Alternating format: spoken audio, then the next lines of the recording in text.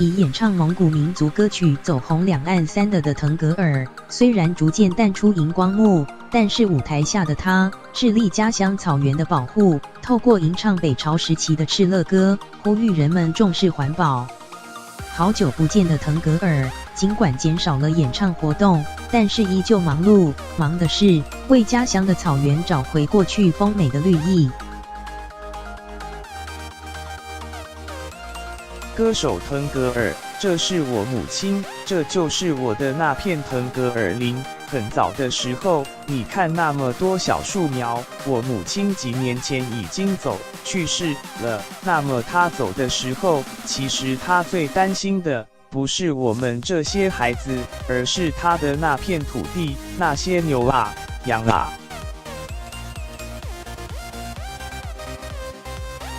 所以我现在也建设我的家乡，草原上种树，实际上也是把这片绿色留给我的母亲，也留给我们的后代。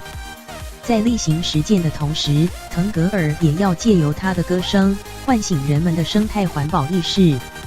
敕勒歌，腾格尔，敕勒川，阴山下，天似穹庐，笼盖四野，天苍苍，野茫茫，风吹草低见牛羊，风吹草低见牛羊。